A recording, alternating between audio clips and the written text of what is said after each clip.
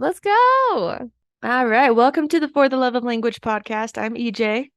And I'm Stacie. Welcome in, everybody. Yeah, and today we're going to have a little bit more of a syntax discussion. We're going to talk about merge.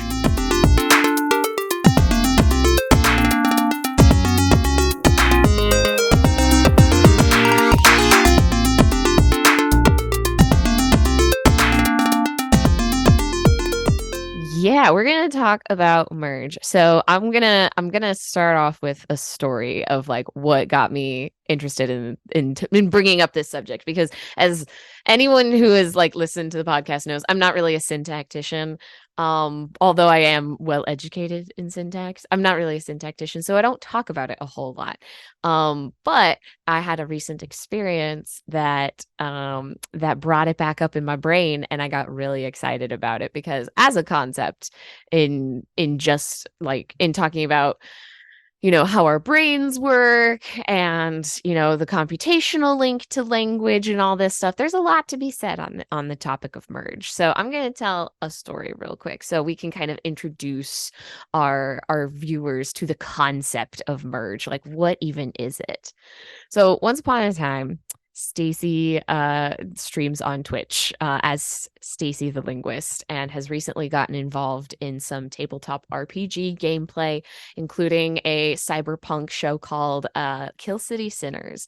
And in this show, I won't go into a whole lot of the details, but in one of our episodes, me and my little party of people, went to go find somebody, and in finding somebody, we came across this like spooky warehouse that was full of these like bots and like machines just like doing shit. They were doing it badly, but they were like doing stuff. And we come to find out that these bots had been given a had been programmed by this like higher AI, or no, they had been programmed by people, but as a higher AI and given certain directives. And their first directive was to merge machine and beast for a better tomorrow.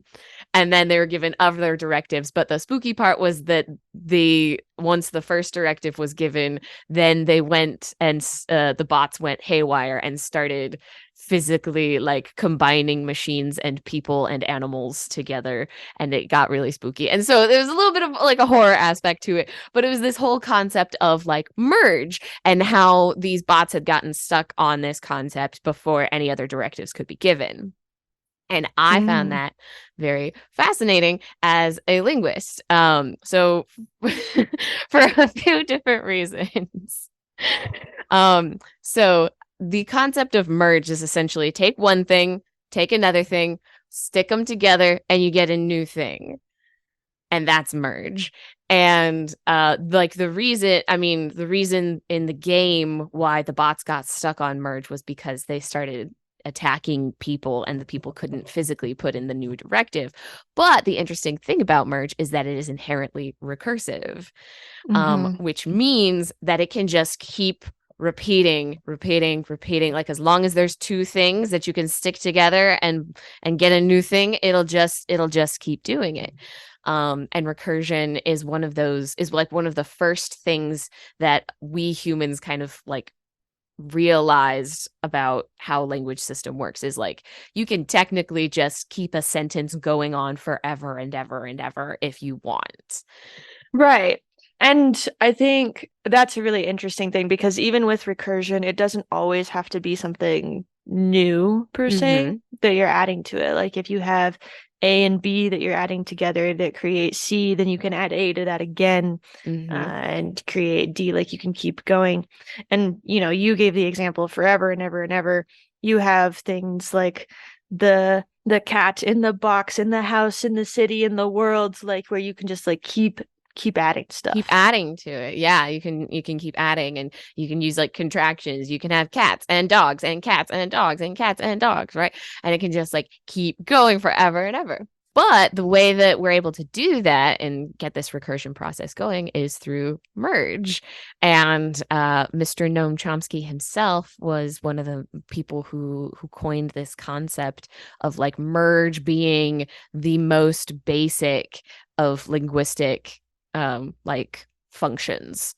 like at its very core, language is merge, is how some of theories go, and some people still see it this way. And then people have like built on it and said, okay, there's like other functions and stuff that like add to this or whatever, because there's more you need to add, because language is also inherently hierarchical. And while merge isn't at its very core asymmetrical, you need that asymmetricality in order to get something akin to language. But the concept of it in and of itself is like a really interesting process of like, if we consider merge to be just like the foundation of human language, that just means that our brains are just really good adding machines, just like basic little calculators that then we've added. Like there's like other stuff to it, but all we're doing is just A plus B equals C the entire time. So I want to point out with that, Yeah. this is one theory about how sentences and ideas are constructed Yes. in language, right? Yes. This is And not in the some end all be ways, all. right. And in some ways, it's a little bit controversial, Oh, yeah. because one of the assumptions behind just like merge, as far as creating ideas and language that we're able to communicate with, is that it is bottom up. Like you're starting with the Yes. smallest unit and you're putting them together. Mm-hmm. Versus if the way that you conceive the world is like big picture, I'm Top going to down. see this entire view and then I'm going to break that into parts. That would be more of a top down divisive method of looking at language. So I just want to point that out of like merge is a fascinating approach to look at language Yes. with, but it's not like the end all be all, like you It is said. absolutely, yeah, like yeah, it is not the end all be all. But it was and still is like the foundation of a lot of concepts within syntax. If anybody has ever heard of X bar theory, that all came from the concept of merge. If you've ever seen a syntax tree where you have one little constituent and then you got another little constituent and then you put them together and you get a little tree situation. If anybody's seen a syntax tree, that comes from the idea of like merge, and then like additional hierarchies being imposed on those. Yes, and syntax trees are super, super common in syntax. In I think it was like syntax 101 or something in Mm-hmm. college. We definitely used syntax trees to try and Oh yeah. explain how sentence structure works and how you can put things together. But that also does have its limitations, Mm-hmm. since syntax trees, they tend to be binary. They tend to have like I mean, that's two things coming out intentional. of one thing, and then you Yeah, split that up and split that up. It is intentional, it is intentional. and it's a good thing and also potentially a limitation. Yes, yes. I mean, when it comes to certain types of sentence structures, binary branching can be like super limiting. And what's really interesting, and I don't know if you know this, but some modern syntacticians, people who are like up and coming syntacticians, people who are like, my age, like new doctors and stuff, they're trying to switch to bracketing instead of syntax trees, and trying to kind of work away from that model instead, and which I thought was like really interesting, because as I was refreshing my concepts of like merge and refreshing my concepts of where it comes from and all of this fun stuff, I came across this fantastic book about merge and merge related issues, and they talk about how I'll link we'll have the link to the book below if you're What is curious. the book? So the book is called Merge in the Mind Brain: Essays on Theoretical Linguistics and Neuroscience of Language by Okay. Naoki Fukui.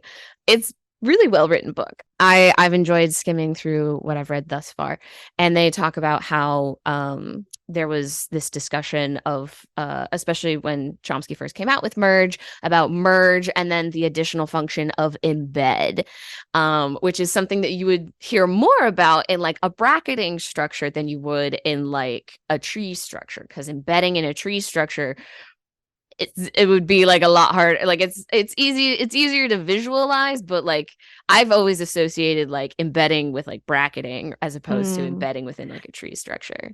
Could you explain embedding for our listeners?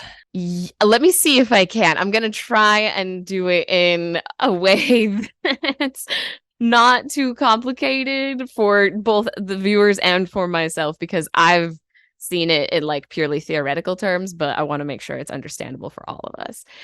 Embedding basically just means that you have a constituency being a a combination of two things. So one thing becomes another thing, and then those become a new thing, and that new thing is the constituency, or the combination of those things is the constituency.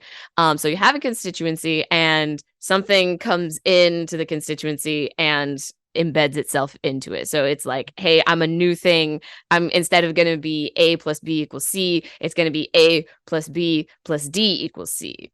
At least I So think. let's make this a little bit more concrete because I personally get a little bit lost in the abstract. So for me, if That's I were to think of okay. embedding, maybe an example would be my friends or okay, let me start over. An example would be Stacie, who is my friend, is a streamer on Twitch. And Yes. so the who is my friend is not absolutely necessary for that sentence to be a whole sentence, but it's embedded within the sentence to provide more detail, more meaning about Stacie and clarify who she is. And that phrase is embedded in the sentence. Yes. It's like if we're gonna go back to the theoretical terms, it's like intermediate structure. Right, but that's just an example Yes, of it is like an how example. embedding might work. Yeah. So the tree structure is like very interesting, and the new, I wouldn't say it's new. Like people have been doing bracketing for a long time with like syntax trees, especially if you've ever had to generate a syntax tree on the computer. You, it's just bracketing. So like any syntactician has to know how to like bracket a syntax tree. But more and more often, people are using that to talk about like theoretical syntax instead of trees necessarily, because there's a whole lot of history about trees and about the relationship structures and these like hierarchies that exist, to kind of like discuss the asymmetrical nature of language. And sometimes it's a lot. And if you're going to talk about structure in its simplest form, bracketing is like a good way to do it. Mm. I got a little carried away from there. Do you have thoughts or stuff you want to talk about? I feel like I'm just rambling about syntax. No, I think that's good. Like we are focusing on syntax here, so that's perfect. What else would you call out about merge specifically? I guess is there anything else about how it works or why it matters? Well, so the why it matters, I think, is the really interesting concept here. And I wish I knew more about neurolinguistics to like really speak to this. But like the point of the book that I mentioned and a lot of the other points that people make is this idea of like merge being like the essential function, to not only language but just like the human mind in general. Like take Mm, one thing, take another thing, and and get something new out of it. And right. this idea of like, what if our whole thought process, what if the whole thing about us being like sentient human beings came down to just merge? Right. I mean, you can look at that in terms of like a recipe. You take your butter, your flour, your sugar, you combine all together and you generate something new from it. Yeah. And you could say the same thing about building, like about a lot of the processes in life. It's kind of like a generic, we take multiple things and we put them together to create something worthwhile, something meaningful. And so merge is doing that with linguistics, taking these smaller little building blocks to create our wonderful tower of language. Yeah. And so I merge kind of pokes, and I say it pokes because the man who came up with merge would probably he might disagree. But if you take this concept of merge and you kind of, like we said, expand it to like other facets of like the human capacity, right? About how we put together and create like new things like all the time, then that means that like language is not this little black box of like this own special process that our brain does. It's essentially like, okay, if merge is how humans work on just like a general neurological level, language isn't that special. And some people might might take offense to that and be like, no, no, no, language is like this very special unknown mechanism It's what that like separates us from the animals. right. And it's like, okay, but like what if the thing that's actually separating us from animals is this larger concept of merge and not Mm, necessarily like this separate like basic I mean, I hate to say basic, but this essential function that permeates throughout our neurological capabilities. If mm. that's what's making us human and there's not this special black box of unknowns called language, if it's just merge and then, just other stuff on top of it, like what does that mean for our assumptions about who we are and how we function? Right, to take it to the absolute extreme. I like it. Yeah, you got to do it with any You type of gotta go to theory. the theoretical extremes. It's true. It's We it's how talked you about this. test whether a theory works or not. So, Yeah, yeah. No, but we've it is we've talked always about this fun when quite a you bit. get to those edges of possibility. Right, exactly. Yeah, no, we've talked about this with the superior whorf hypothesis and how people have really pushed that one to its limits. And the merge one is that one's harder to really to push to its limits, right? I mean, we Well, you could can have a never-ending sentence. right, You could right. Yes. do you Theoretically. could definitely push it, but You yeah. can push it, you can push it, but in terms of like its application, right? Because Mm, it is still a theoretical concept. We have no physical proof that merge exists. Like it is still at the end of the day an assumption that we're making about how language works. We can like look at what our language has produced and we can be like, okay, this is like a cool pattern. This looks like a function that might be happening, but there's not necessarily something within our brains, something we can physically point to and be like, mm. that is the thing. This is how that works. And that comes down partly to the like correlation is not causation Right. issue, where like, yes, you can use this to describe language very well, but does that mean that this is how sentences are formed, or just that it's Mm-hmm. a way that we can describe them? Right. So just because something can be used well to illustrate, to explain, to educate about something does not mean that it is necessarily the ultimate truth of how things originated and how they start in our brains. Like that's a different question. Yeah, yeah.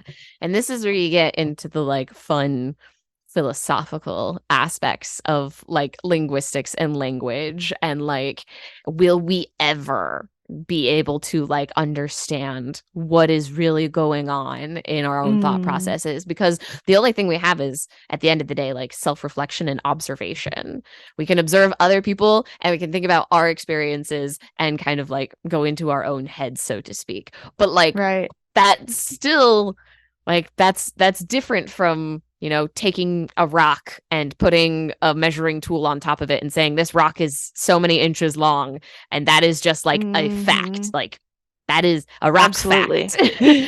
Absolutely. And it becomes really hard a lot of the time to like this is part of why linguistics is generally viewed as a social science is Yeah. because it's really hard to separate linguistics from culture and to state absolute truths about like there are a lot of absolute truths about linguistics, but Mhm. it's hard to explain and generalize about a lot of things that do happen in language. Yeah, especially if you're making assumptions about how things work in the mind. Mm, And I want to kind of point out for our listeners that there is like a distinction between the brain and the mind in these more like social sciences and philosophy and stuff about like the mind being our conscious selves, whatever consciousness is, which we don't fucking know. Like we don't, we just call it the mind. As opposed to the brain, which is a squishy pile of goop inside of our skulls. Um, Well, I hope it's more than goop, but yes. it's got some All substance that. to it and like electrical pulses running through it. It's doing stuff.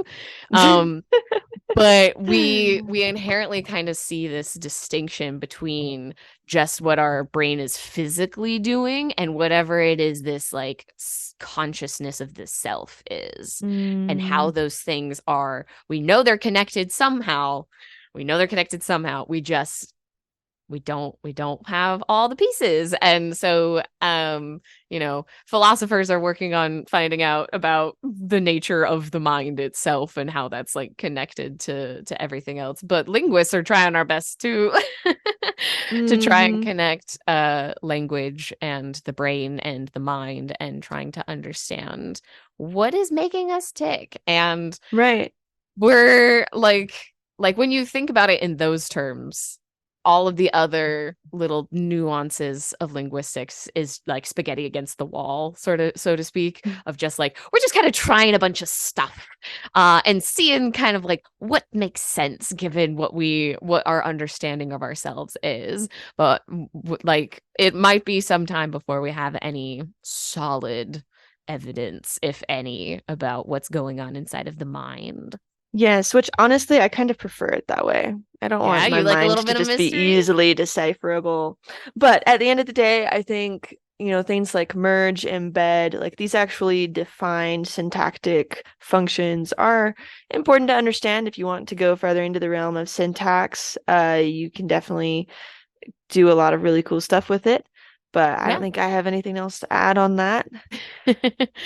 That's completely fair. That's absolutely completely fair. I will say though, like the another interesting point about this is like the connection to like coding and computation and stuff. Because Mm, I find it really interesting how people will often compare human processing to computers and vice versa.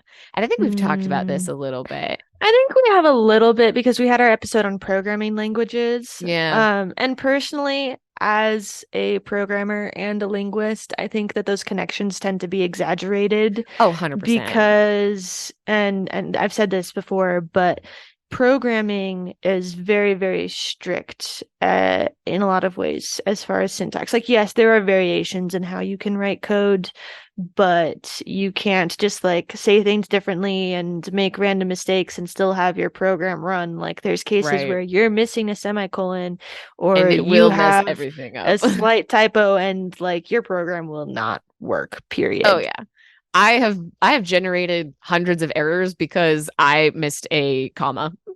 Right. Yeah. There's like really simple things that like you have to have very, very precise in programming because you are working with a machine rather than a human who's able to actually think And and fill in the intelligently gaps. decipher context and not just context, but also intention. Hmm. Which yes, with AI, maybe computers are gonna get there. We're gonna be using them to decipher everybody's thoughts and intents, but like, no, just That's gonna just happen no. long after we're gone. Thank God, I Jesus. hope so. But yeah, so like, yes, recursion is a computing function as well. It's like very, very helpful in a lot of different algorithms. You have like the idea of merging data sets and stuff definitely exists in computer science. Like those are very real things. And so, yes, they do carry through, but they are also used differently. Yeah, yeah. Um, it is it's kind of fun to just think about like what came first, the chicken or the egg? Like Right. was it people who are observing ourselves and then applying it to computation, or people who are thinking about mathematics and computation and then we're like, oh, what if we worked this way? And I'm sure there's some sort of paper trail that one might be able to follow to like see, who kind of maybe considered this first. But there is that like link of people thinking that we will work like machines or machines work like us. And at the end of the day, the stance that I take, and I think you take it as well, is that machines are far more simplistic than us people. And like as much vocabulary as we share about our thought process and computing, our thought process is so much more complicated and so much more nuanced, and like you were saying, it like is able to use so much context with such intricate data sets that our computers are nowhere near processing just yet. Like Mhm. nowhere close, nowhere close. Right.